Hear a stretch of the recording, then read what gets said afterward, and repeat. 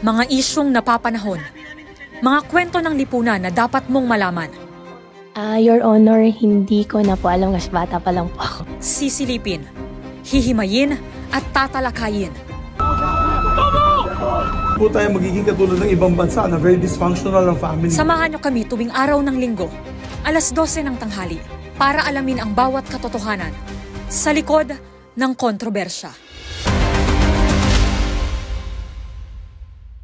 Kultura, kalikasan at katarungan. Sa pagtatapos ng yugtong ito, balikan natin ang ilan sa mga isyong panlipunan na patuloy na kinakaharap ng bawat Pilipino. Bago pa man maiuwi sa bansa si dismissed Bamban Tarlac Mayor Alice Guo para harapin ang mga tanong ng taong bayan, matagal nang mainit ang mata ng publiko sa Kongreso matapos muling maipasa ang House Bill 9349 o Absolute Divorce Bill sa Kamara. Sa muli nitong pagdaan sa Senado, mananatili bang mailap ang kalayaang inaasam ng mga nakulong sa maling pagsasama? One senator said that it could be a drive-through for mass divorce. Well, whoever says that should read the bill first before you can make an opinion. Otherwise, that is an uninformed opinion, which is basically That's why we would like to ask. It says in the bill that we will not allow the no-fault divorce. Walang ganun. Yes. So, can you tell us more about what a no-fault divorce is and why are we not allowing it in our version of divorce in the country? Well, basically what we're saying here is that you have to file for divorce. And it's not automatic. It has to undergo a judicial process, which is aimed at determining really if the grounds exist and if the marriage is also could be saved, you know. So basically, after the 60-day period, merong 1 year yung judge to settle already, to come out with a decision, whether to grant or deny divorce. You see, there's also a possibility it might not be granted. But you know what? I don't think it's going to be difficult this time because you don't have to prove certain circumstances at the time when the couple got married or even before. Because how do you even prove that? Yes. So it's easier to prove circumstances that surfaced during the relationship. So we make sure it's going to be the last resort. Kahit pa ipinapanukala ito bilang last resort o huling opsyon sa isang nawasak na pagsasama, ang mga probisyon nito ay kayang punan ang mga pagkukulang ng mga umiiral na marital legal options. Pagbubunyag ni Congresswoman Roman, nanganganak lang ng nanganganak ng krimen ang pagpupumilit sa ibang opsyon, tulad na lang ng legal separation. You know, under our present legal formulas, it's quite ironic and I really do not understand how a legal separation can be a valid option. Under legal separation, you separate bed and board. Physically, magkahiwalay kayo, but the marriage still exists. But in practice, the husband and the wife find new partners, and many have actually new sets of children. So this is a legal formula that actually gives rise to more criminal offenses. In that case, technically speaking, their new partnerships would be adulterous relationships.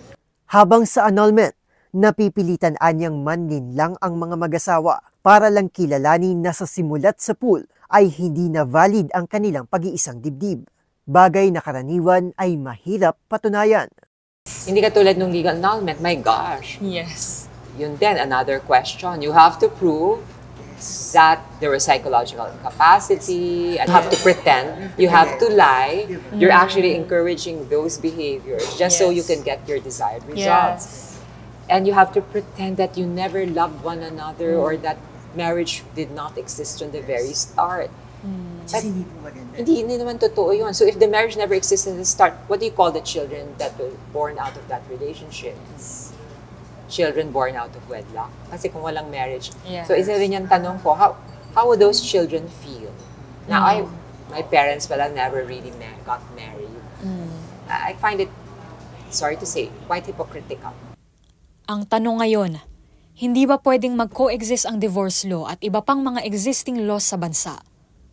Paglilinaw dyan ng kongresista, hindi inaapakan at hindi kailanman aapakan ng divorce ang ibang mga batas, lalo na ang mga batas na nagsusulong ng pamilya at nagpoprotekta ng mga kasal. Do you think that our laws should also be more adaptive to the fact na the values of family and marriages are also changing? Yes, of course. They have to reflect Yes. the realities that we face today and that stare us already Yes. in the face.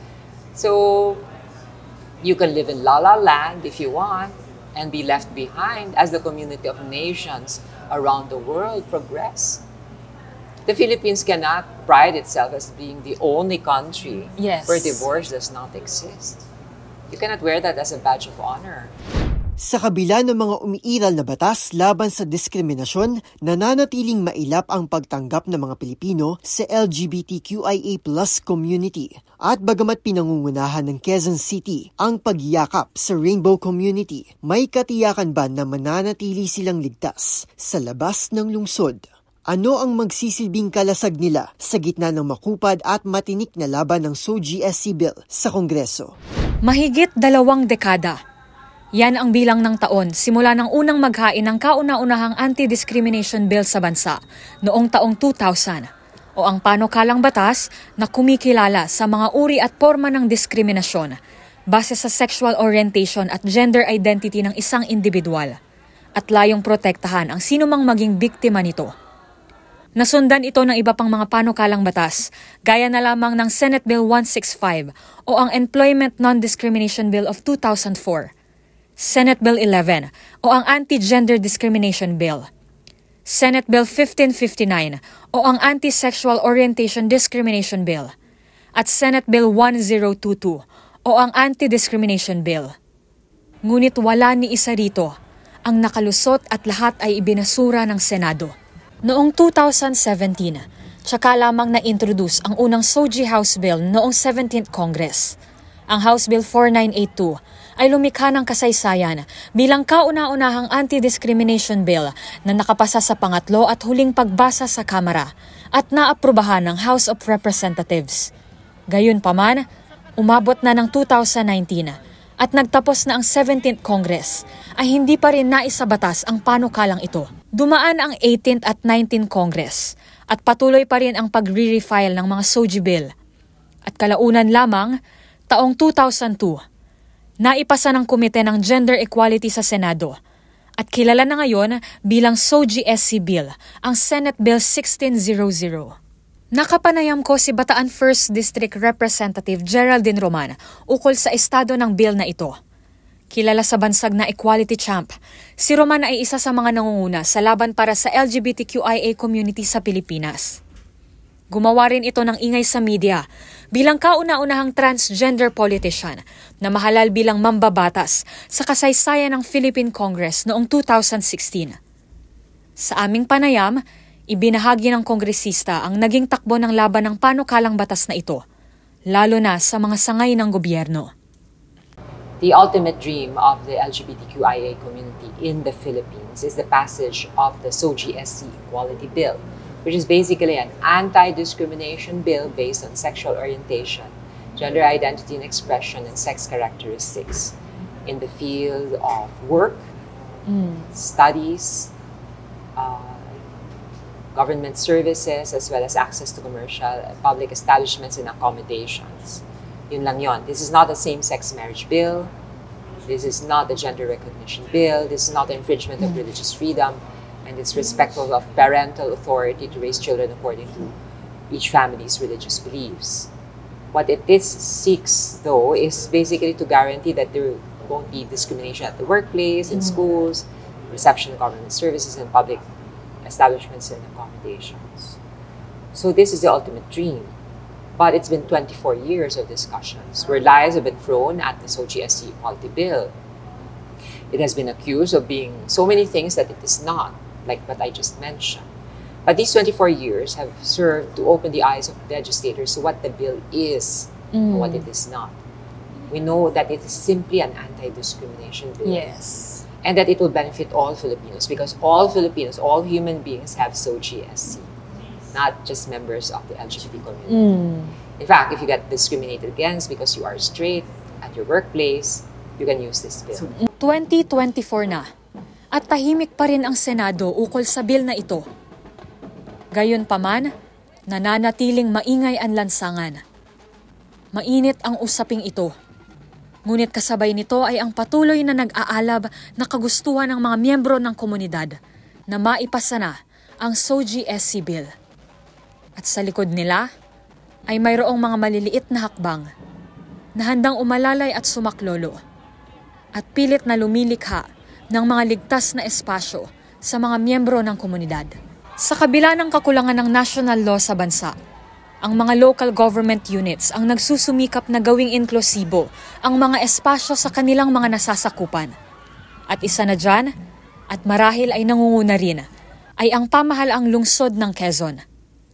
Sa pamumuno ng punong lungsod na si Mayor Joy Belmonte, isa ang Quezon City sa masugid na tagapagsulong ng karapatan ng mga miyembro ng LGBTQIA+ community. Panata ni Mayor Joy na gawin ang QC bilang safest place para sa mga miyembro ng komunidad. Taong 2014, 10 taon na ang nakakalipas nang unang maghain at magpasa ang lungsod ng Quezon ng City Ordinance na nagbabawal sa diskriminasyon batay sa sexual orientation, gender identity at expression. Mula rito, naging mandato na ng alkalde na mas paigtingin ang proteksyon ng mga miyembro ng komunidad. Kabilang na dyan ang paglulunsad ng right to care card sa mga queer couple. Sa pamamagitan nito, ang mga magkasintahan mula sa LGBTQIA community ay mayroong karapatan at kapangyarihan na pumili para sa kanilang mga partner sa usapin ng kalusugan, sakaling wala o limitado ang kakayahang magdesisyon ng isa sa kanila. Bukod pa riyan, isang Memorandum of Understanding ang nilagdaan ni Mayor Joy na nag-e-extend ng mga healthcare services sa mga transgender at transsexual na individual. Isa pa sa mga pagsubok na kinakaharap hindi lang ng LGBTQIA+ community, kundi pati na rin ng bawat kabataang Pilipino ang tumataas na kaso ng HIV sa bansa. Balikan natin ang boses ng isang advocate group sa masalimuot na usaping sex sa ating konserbatibong lipunan. According to HIV and AIDS surveillance report by the Department of Health last year, malinaw po na from the years of 2021 to 2023, yung last year po almost consistently exceeded the new cases of HIV kung ikukumpara po sa same period in the past 2 years. And in February this year, Senator Win Gatchalian called on the Department of Education to revisit its Comprehensive Sexuality Education or CSE program to combat the rising cases of female dropouts due to pregnancy. So, this leads me to the question, Sir Danvic, where is the Philippines now when it comes to sex education? Alam natin na mayroong batas tungkol sa sex education. Ibig sabihin, kailangan na itong maibigay sa ating mga eskwelahan para natutunan nila yung mga paano nila mas aalagaan yung kanilang sarili, lalo na sa pagdating sa aspeto na to. Pero syempre, hindi madali ang pag-roll out ng sex education dahil una sa ating kultura. Napaka-konserbatibo ng mga Pilipino. Nakikita natin na ang usapin tungkol sa sex ay tinatawag nating tabu or kabastusan. So ibig sabihin, hindi tayo mas nagiging open na pag-usapan to. Siyempre, meron ding mga guro o mga teachers na hindi komportable na ituro ang sexual education dahil nga alam nila na konserbatibo ang kanilang pananaw. So nakikita natin na kailangan makipagtulungan tayo para ma-roll out natin ito na hindi ito na pag-uusapan na isang kabastusan. Mapag-uusapan natin ang tungkol sa sex education na hindi natin ito tinitingnan na kabastusan. Mapag-uusapan natin ito sa paraan na na-educate tayong lahat. So ito yung kailangan nating i-work out. Hindi lamang sa DepEd, pati sa mga guro at sa mga schools para ma-roll out natin ito na matagumpay. Ayun nga po. So, being a dominantly Catholic country, sex education, tulad nga po na nabanggit nyo, is considered a taboo in the Philippines. And minsan, parang nami-misconstrue po siya as something na, kumbaga, tuturuan nyo lang naman makipag-sex ang mga bata. So, parang ganun kababaw po yung kanilang perspective when it comes to sex education. And almost 12 years after the implementation of the RH bill, talagang problema pa rin po ito, Sir Danvic? Sa mga tao, sa mga kabataan, sa mga teachers, sa mga adults. Tama.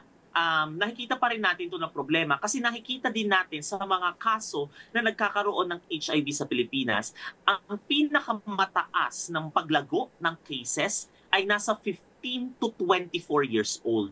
Ang 15 to 24 years old, ito yung mga nasa eskwelahan. Ito yung nag-explore sa various settings kung paano nila na-open ang kanilang kaisipan tungkol sa pakikipagtalik. Gusto natin na bago saan ang kanilang isipan tungkol sa pakikipag-sex, alam na nila kung paano nila aalagaan yung kanilang sarili, alam nila kung paano nila poproteksyonan yung kanilang sarili. So hindi lamang pag-iwas sa HIV ang mapag-uusapan natin tungkol sa sex education, katulad na nakatouch pa rin na ibang mga problema dahil hindi natin siya pinag-uusapan, katulad ng teenage pregnancy at pag-prevent ng iba pang mga sexually transmitted infections. Ito po bang problem natin when it comes to talking about sex? Tingin niyo po ba nagsisimula po siya sa bahay na like may fault po ba dito ang mga parents? Na kasi syempre sila yung unang na nakakapag-educate sa kanilang mga anak. So kapag binabanggit yung mga salitang titi at kiki na parang pinagtatawanan or parang may sort of shame na ina-attach na value doon sa mga words na yon, tingin niyo po ba may problem din po on the end of the parents? Hindi ko masasabi na problema ng mga magulang kasi alam din natin na yung mga magulang ay nagising sa isang kultura na ang tite at kike ay kabastusan. Ang kailangan natin gawin ay may educate tayong lahat kung paano natin siya mapag-uusapan sa isang ligtas na paraan. So tama na nagsisimula sa bahay na mapag-usapan siya na hindi kabastusan, na sa isang paraan na matutulungan natin ang isa't isa na maging open kung paano siya mabibigyan ng atensyon. At ito ay hindi binibigla. Ito ay unti-unti. So kapag ang isang bata, alam na niya kung siya ay may tite o siya ay may kike, alam niya kung paano niya aalagaan ito, alam niya kung paano niya malilinis ito, para alam niya kung paano din niya aalagaan ang sarili niya, lalo na kapag lumalaki na siya. So yun yung gusto natin na maipakalat na kultura sa mga bahay. At tama ka, nagsisimula ito sa mga magulang kung ano natin mapag-uusapan ito sa isang ligtas na paraan. Pero hindi natin sila totally masisisi na hindi sila komportableng pag-usapan ito dahil nga sa kultura natin na kabastusan ang tite at kike. So ang kailangan natin gawin, maging bukas na mapag-usapan ito sa isang ligtas na paraan. Nandito na tayo sa panahon ng HIV ay hindi nakakamatay, kaya nating i-manage ang HIV. So, ang kailangan lang natin gawin is i-access itong mga serbisyo na to para dumating tayo sa panahon ng HIV ay hindi na sagabal sa atin. Mula sa nasirang floodgate sa Navotas, mapaminsalang reclamation projects sa Manila Bay, hanggang sa palyado umunong flood control projects ng gobyerno. Nitong Hulyo, muling naningil ang kalikasan ng halos burahin at palubugin na habagat at bagyong Karina sa matinding baha ang malaking bahagi ng Metro Manila. At kasabay ng dilubyong ito ang isang masaklap na realisasyon. Nabibigyang pansin lang ang problema kapag mga opisyal na ng gobyerno ang mismong nakaranas nito. Matapos ang malawakang pagbaha dulot ng pinalakas na habagat, personal na ininspeksyon ni Pangulong Bongbong Marcos ang mga lungsod ng Malabon, Navotas, at Valenzuela. Ayon sa Pangulo, kailangan muling pag-aralan ang disenyo ng mga flood control facility para tugunan ang lumalalang epekto ng climate change. For example, this was not, the amount of water was not as bad as Ondoy. But the effect was greater than Ondoy. Mas malaki ang baha. Mas maraming nabaha na lugar kaysa panahon ng Ondoy. Mas marami tayong flood control ngayon kaysa noon. Pero climate change, this is what the effects of climate change are. 80% ng Malabon at Navotas ang halos maburas sa mapa matapos malubog sa baha dulot ng habagat at bagyong Karina. Sa nangyaring dilubyo sa coastal cities ng National Capital Region, mainit ang mata ng mga residente sa barge na nagpumilit tumawid sa ilog na ikinawasak ng floodgate sa Barangay Tansauno. Samantala, Nakatakda na ring magkasa ng investigasyon ang Senado sa pangunguna ni Senate President Chis Escudero hinggil sa questionableng kinahinatnan ng flood control projects, bagay na ibinida rin ng Pangulo nitong makalipas na SONA. Ayon naman sa DPWH, hindi reclamation projects ang problema.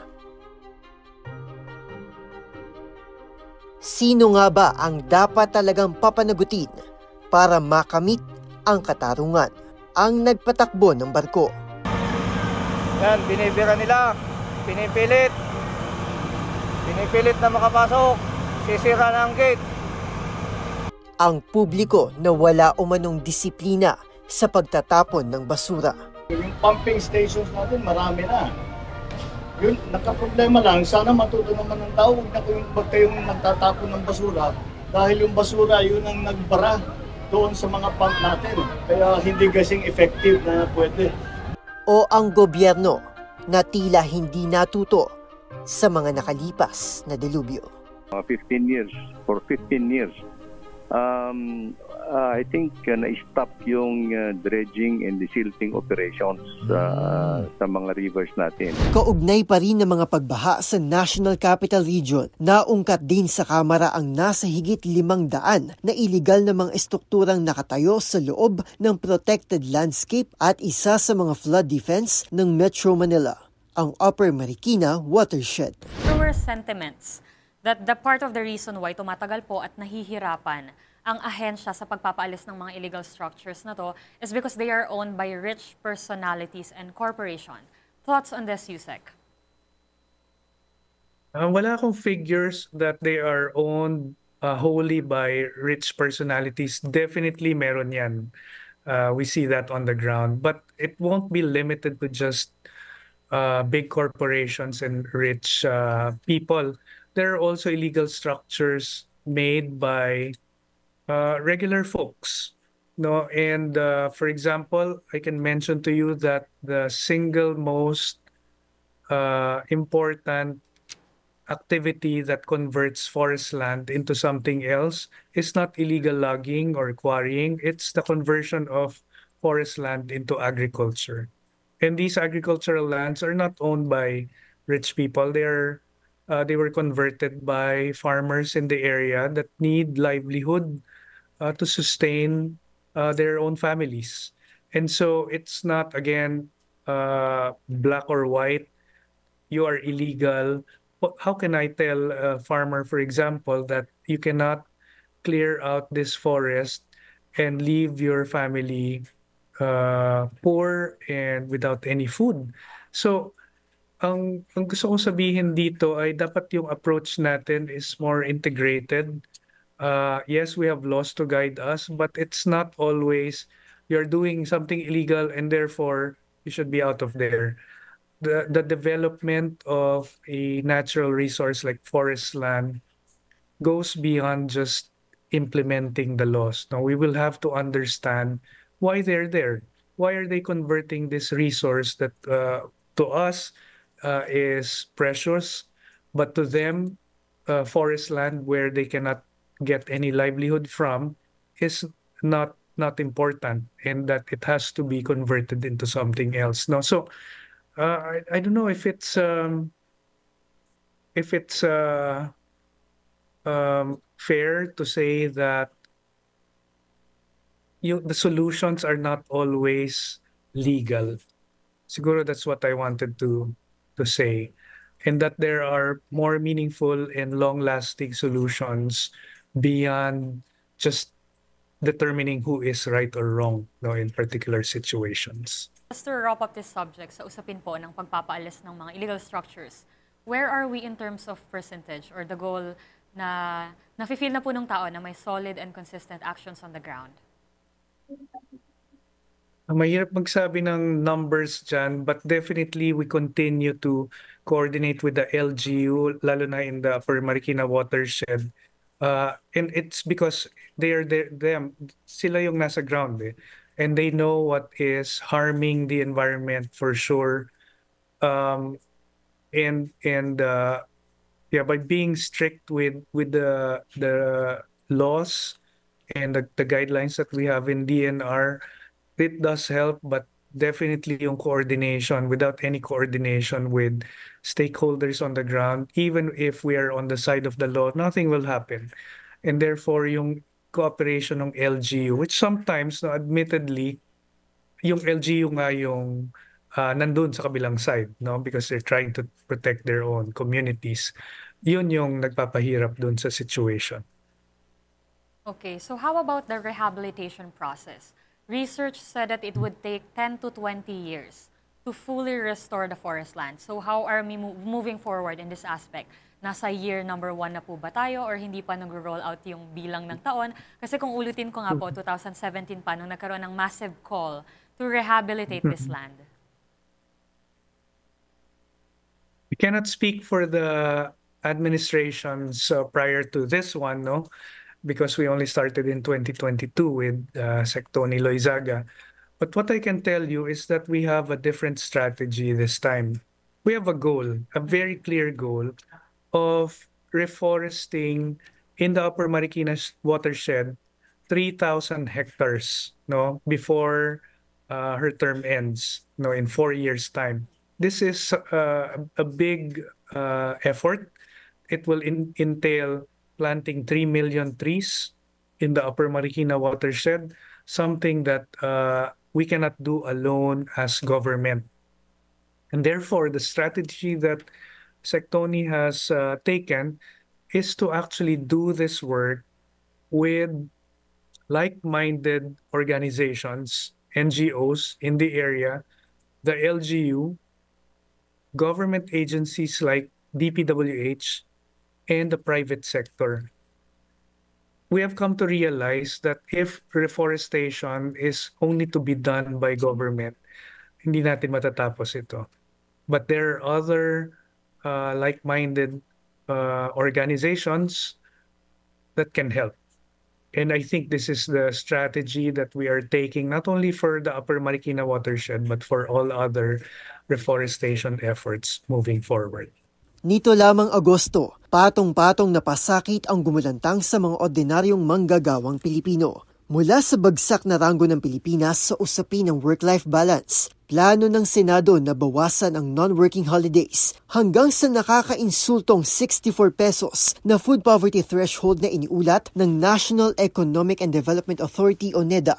Ano nga ba ang naging tugon dito ng labor leader na si Calyodi de Guzman?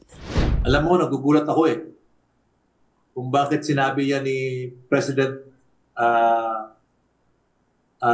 Chis Escudero. Kasi ako 40 years na sa labor movement, ni minsan hindi ako naka-encounter sa aking pakikipag-usap sa mga kapitalista, sa mga conferences na dinadaluhan, na yan ang reklamo ng mga negosyante sa ating bansa. Na kayong mga manggagawa, masyado lang marami kayong holidays. Wala silang binabanggit na ganyan. Ni minsan, hindi ko narinig. Kaya nagtataka ko bakit yan ay pinopropose ni Chis Escudero. Ang reklamo ng mga negosyante, una, mataas ang presyo ng kuryente dito sa ating bansa. Number 1 na yata tayo sa Southeast Asia. At sa buong Asia, number 2 na yata tayo. Pangalawa sa Japan. Yun ang kanilang reklamo. Ang reklamo nila, korupsyon. Ang dami nangungutong sa kanila. Reklamo nila, smuggling. Kaya galit na galit yan si Jess Aranza sa smuggling. Problema nila, infrastructure. Lalo na yung infrastructure ng flood control. Dahil pag nagbaha, walang nagtatrabaho, walang pumapasok. Yan yung mga problema na sinasabi nila. At hindi yan sinabi na problema yung holidays. Maganda yan sa mga manggagawa, yung holidays. At marami dyan pinaglaban ng mga manggagawa, kaya huwag niyang bawiin. Yung holidays, nakakatulong sa ating mga manggagawa na kuba na sa pagkatrabaho dahil sa baba ng sahod. Nagkakaroon sila ng pagkakataon na makahalubilo niya o makasama nila yung kanilang pamilya. nakakapamasyal, at gumagastos, nakakatulong pa sa pagpapaunlad ng ating ekonomiya. Si Secretary Cynthia, gusto ko nung i-remind siya na mula 2012 hanggang 2022, umangat ng 42% ang productivity ng mga manggagawa. Ang problema, 18% lang ang iniangat ng sahod. Wala pa sa kalahati. Hindi tinapatan ng pagtaas ng sahod yung productivity ng ginawa ng mga manggagawa sa nakalipas na 10 taon. Mula 2012 hanggang 2022, yan ay ayon sa Ibon Foundation. Hindi naman pwedeng pagkain ay para magkasya ay puro noodles sa umaga, noodles sa hapon, sa tanghali, noodles sa hapon. Hindi naman pwede yun. Kinakailangan ang balanced diet natin para naman tayo maging tao. Hindi naman tayo bakay na pwedeng damo lang. Okay na. Pero kung kahit damo, ibang klase ng damo, kinakain ng mga baka. Ito'y insulto. Ito'y insulto sa ating mga mamamayan. Insulto ito ng gobyerno sa ating mga manggagawa. At tayo'y gustong pagkasyahin na lang sa extreme na kalagayan ng kahirapan sa usapin ng pagkain. Kung kaya nga lang na huwag na tayong paswelduhan, pakainin na lang, gagawin nila para tiyakin na ang malaking kita ng mga kumpanya. Kaya mapapansin mo, yung sabwatan ng gobyerno at ng mga kapitalista, makikita mo dito na idinidiin ng gobyerno na huwag na kayong mag-asam o manghingi pa ng dagdag na sahod dahil ang kailangan nyo lang naman ay 64 pesos sa inyong pagkain. Kaya huwag na kayong humingi ng dagdag na sahod. Pinakakalma ang taong bayan sa kailang mga datos at panluloko. Pagla, katarungan at edukasyon. 3 salita, 3 hiling at 3 matitinding pagsubok. Noon hanggang ngayon, dito umiikot ang laban ng mga katutubong lumad na patuloy na naiipit sa banta ng militarisasyon, displacement at modernisasyon. Balikan natin ang hinaing ng mga katutubong lumad sa pagkatao ni Kat Dalon. Isa sa mga issue na kinakaharap ng mga lumad schools, yung mismong nagpapahinto na nga sa operasyon nila ay yung estado. Nabanggit mo kanina na meron kayong mga permit mula sa DepEd, pero DepEd na mismo yung nagpapahinto ng operasyon ng mga lumad school na to. Ibinabato rin, kanina nabanggit mo na rin na sinasabing training ground daw ng anila ng mga NPA, yung mga paaralan na ito. Ano yung katotohanan dito, Kat? Ang tinuturo, may 3 legs, no, yung school namin. Una, Makamasa, Makabayan. Ay, pangalawa, Makabayan. Pangatlo, Siyentipiko. Makamasa, kasi dapat ang edukasyon ay libre, no? Hindi siya pribilehiyo. Hindi para sa iilan lamang. So, Makamasa siya kasi libre ang mga lumad school. Tapos ang orientasyon sa amin ay pagkatapos naming mag-aral, babalik kami sa community, no? Kasi doon kami pinakakailangan. Tapos yung nagpapaaral din sa amin ay syempre yung buong komunidad.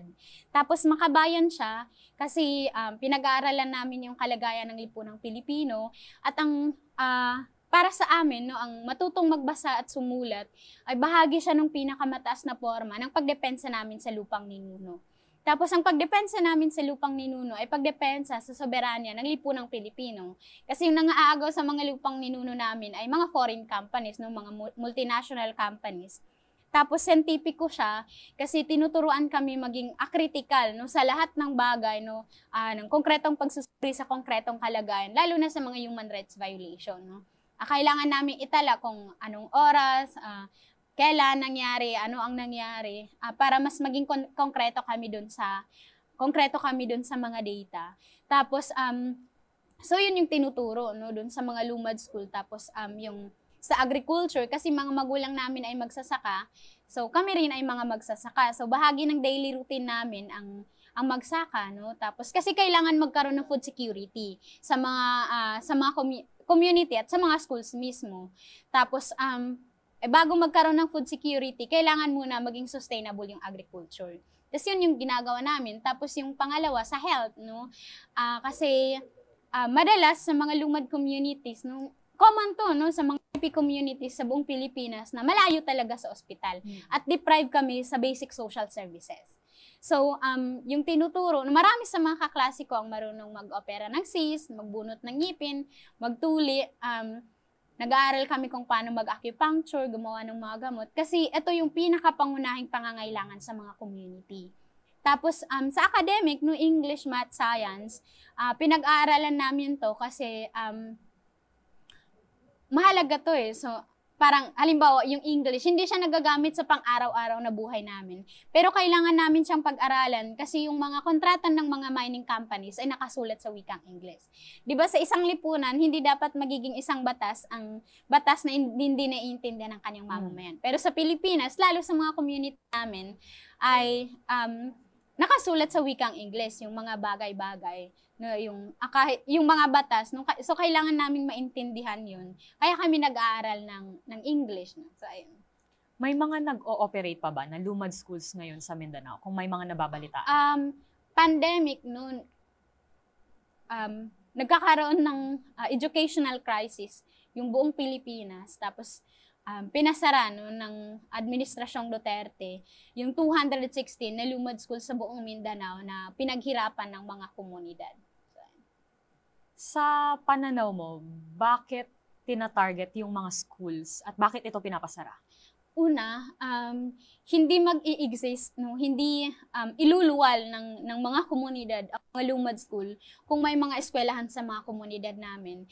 Kung hindi kami deprived sa education, hindi itatayo yung mga lumad school. Ngunit dahil kailangang tugunan yung kakulangan sa edukasyon, kaya naitayo yung mga lumad school. So yung kasi kung babalik tayo sa kasaysayan at common to no, sa lahat ng mga IP communities na niloloko yung mga magulang namin. No? Pinapapirma sila dun sa mga papel na hindi nila naiintindihan. So ngayon, ayun nga, yung nabanggit ko kanina na ang matutong bumasa, ang matutong sumulat ay bahagi siya nung pinakamataas na forma sa pagdepensa sa lupang ninuno. Dahil nung marunong na kaming magbasa, hindi na ganun, no? Naloloko yung mga magulang namin. Marunong na kaming magbasa, nakakaintindi na kami ng English, no, na naiintindihan na namin kung ano yung mga laman ng mga papeles na pinapapermahan sa mga magulang namin. So dahil ang pinakasimple, no, ayaw nila kaming matuto. Ang gusto nila, no, kasi ngayon, sarado na lahat ng mga lumad school sa buong Mindanao. Pero hanggang ngayon, militarized pa rin yung mga community namin. Hanggang ngayon, wala pa rin edukasyon yung mahigit 10,000 mga kabataang lumad na biktima no, nung pagpapasara ng mga edukasyon. So, ng mga eskwelahan. So, malinaw na ayaw ng gobyerno na matuto kaming mga lumad. Sa usapin ng representasyon ng mga katutubo sa media, ano yung mga kinakaharap nyo dito? Wala talaga eh. Walang representasyon. Lalo nung martial law ni Duterte ni Duterte sa Mindanao, may media blockade. No? Hindi naman nababalita yung panghaharas ng mga military. No? Hindi nababalita na, halimbawa, si Kuni Cuba, no? Isang 16 years old na Dulangan Manobo sa South Cotabato na pinatay no? Nung nakaraang buwan, nung June. Tapos hindi naman siya binalita no, sa mainstream media na kasi sinabi ng AFP na engkwentro ang nangyari. Ang kwento ng mga kasama ni Kuni Cuba ay pinaputukan na lang sila bigla. No? Tapos hanggang ngayon, hindi pa rin binabawi ng AFP yung sinabi nila na engkwentro ang nangyari. Kasi hindi engkwentro ang nangyari. No? Pinatay nila si Kuni Cuba, no? Pinatay nila yung bata no, na at hanggang ngayon, hindi ito nababalita no, doon sa mga mainstream media, hindi ito nababalita sa mga media no, na malaki yung naaabot. No, na mahalaga na may balita ang mga bagay nito kasi nilalabag nito no, ang karapatan ng bata. Tungkol ito sa human rights violation, tungkol ito sa extrajudicial killing. At para tugunan ang panawagan ng mga lumad, sumaklolo sina ACT Teachers Party List Representative Franz Castro, former Bayan Muna Party List lawmaker sa Tur Ocampo, at 11 iba pa sa pamamagitan ng isang solidarity mission sa Talaingo, Davao del Norte noong 2018. Pero sa kabila ng pagtulong na ito, 6 na taon matapos ang misyon, hinatulan silang guilty ng Tagum City Regional Trial Court Branch 2 sa di umano'y idinulot nilang panganib sa kaligtasan ng mga batang lumad. Tama nga ba ang naging hatol sa kanila ng korte? Speaking of due process po, no, did the court ever consider it as a rescue mission? Do they even consider that the rescue mission was necessary, na dinedemand lang nila yung due process? O wala talaga, hindi po nila kine-claim na the rescue mission was needed at all? Well, parang hindi nila kinikilala, no? Parang siguro yata hindi nila kinikilala yung rescue mission. Mas nag-focus talaga sila doon sa kami daw yung nag-conspire, no, para tanggalin yung mga bata doon, dalhin sila sa mga endangered situation, parang yung mga ganun. So sa amin naman sa argumento namin, so dapat kilalanin yung root cause at ano yung nagtulak sa amin na pumunta roon, no? Hindi talaga, well, ako nga, di pa nga ako nakarating doon, no? Talagang first time ko kung sakali kung makakarating doon, yung during that time. So, mukhang hindi kinilala yung rescue mission o yung rescue that time. Ito po yung hindi nauunawaan ng marami, lalo na yung mga nasa lungsod. There is an air of, if not detachment, distance na lang. Kasi hindi po nila, nahirapan po sila sa pagkokontekstualisa dahil malayo sila sa pinangyayarihan. And people need to understand this, that militarization, unfortunately, is still happening in Mindanao. Bigyan nyo lang po kami ng background, bakit nananatili yung mga ganitong banta sa rehiyong ito, lalo na yung banta sa mga katutubo at katutubong mag-aaral? Well, malawak ang history, no, ng resistance at paglaban ng mga lumad. At yung lumad para sa kanilang sariling pagpapasya at saka para sa kanilang karapatan, sa kanilang ancestral land. At naging parang tulay, no, yung edukasyon, no, para yung mga lumad, mga mag-aaral ay makapag-aral. At sila mismo, ang buong komunidad, mga komunidad ng lumad, yung kanilang mga elder ay nagpasya na gumawa ng mga schools sa tulong ng mga church people, noong mga cause-oriented group, yung mga civil society, para maitayo yung kanilang mga eskwelahan. Iba't ibang mga level yan, no? Merong grade school lang, merong grades 1 to 3, meron umaabot na hanggang high school, no, yung mga eskwelahan ng mga lumad. So ang kanilang aspirations para sa kanilang mga karapatan at yung kanilang mga karapatan sa edukasyon ay nag-uugat yon doon sa kanilang paglaban, doon sa para sa kanilang ancestral land at saka yung self-determination. At dito sa mga lugar ng mga lumad, iba pang mga lugar sa Mindanao, ay marami dyan talagang mga mina, no? Sabi nila maraming mga minahan, maraming mga laging concessions, mga company na talagang gustong umagaw ng kanilang lupang ninuno. Kaya kailangan, wala silang choice, no? Kaya kailangan nilang maging maalam, kailangan nilang ma-educate, kailangan nilang mapag-aral yung kanilang mga anak.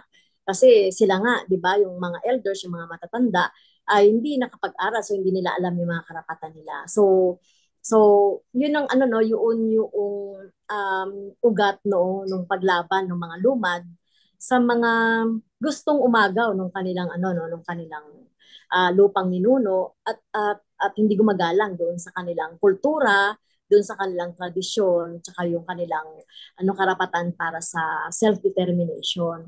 So yan, yun yung kwento sa atin ng mga lumad. So bago pa lang itong 2018, no, 2011 pa lang, alam na natin na may mga iba't ibang mga eskwelahan dyan na tinayo para sa ating mga lumad. In fact, may 2 graduation nga akong inatinan dyan sa may Davao del Norte, yung CTCSM, yung eskwelahan nila dyan. Kasama pa nga doon ang mga Department of Education tsaka mga LGU, DSWD. Yun ang dahilan, yung kung bakit nagtuloy-tuloy yung mga militarization dahil ang mga lumad ay lumalaban. Siyempre nagre-resist sila. Buhay nila ay lupa. no, ang buhay nila at gusto nilang ma-preserve yung kanilang kultura at komunidad.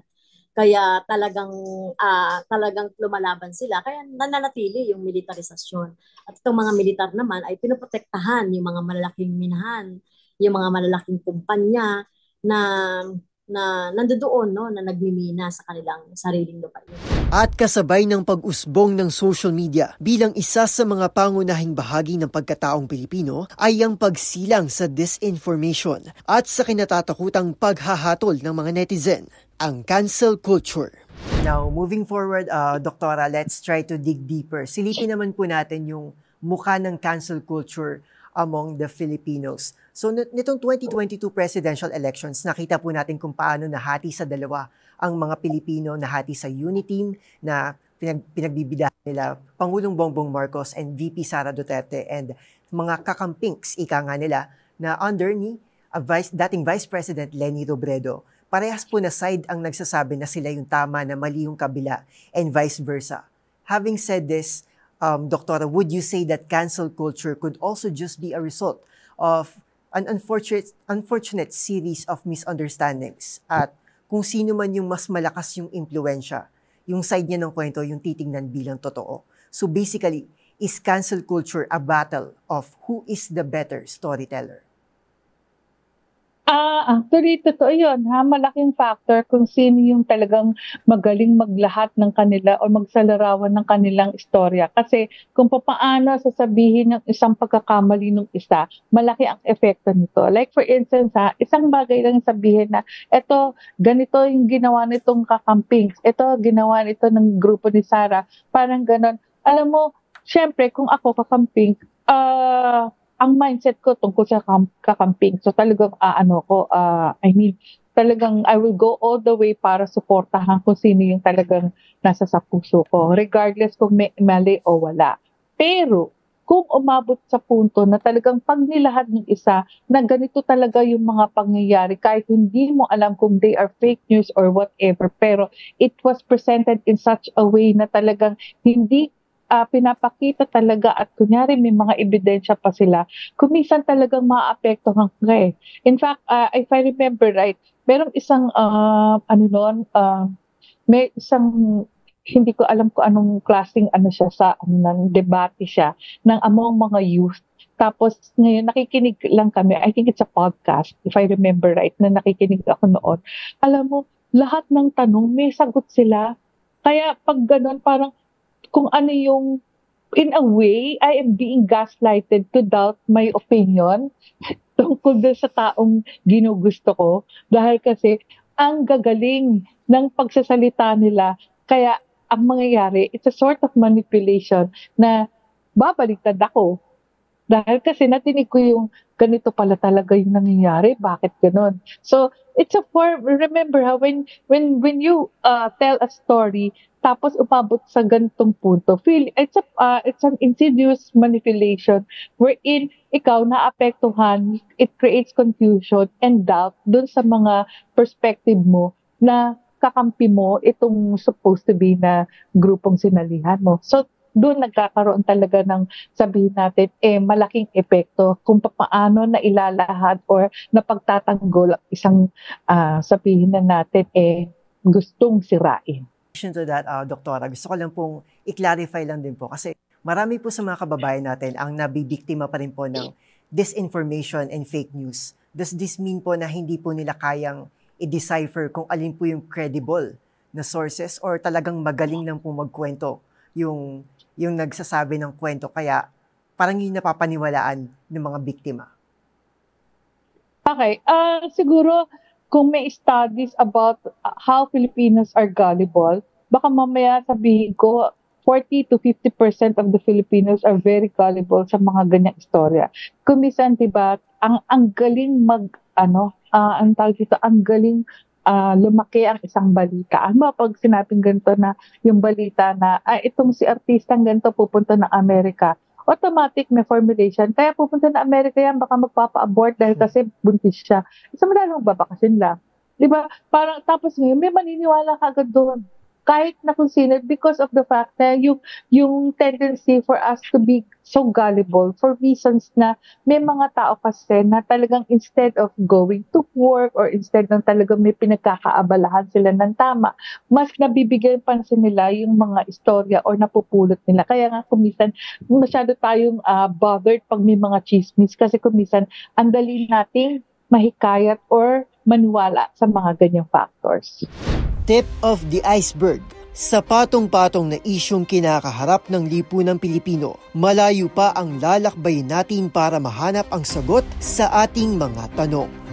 Sa ngalan ni Rose Babiera, ako si Arnold Herrera at kami ang nakasama ninyo sa paghimay at pagtuklas ng bawat katotohanan sa likod ng kontrobersya.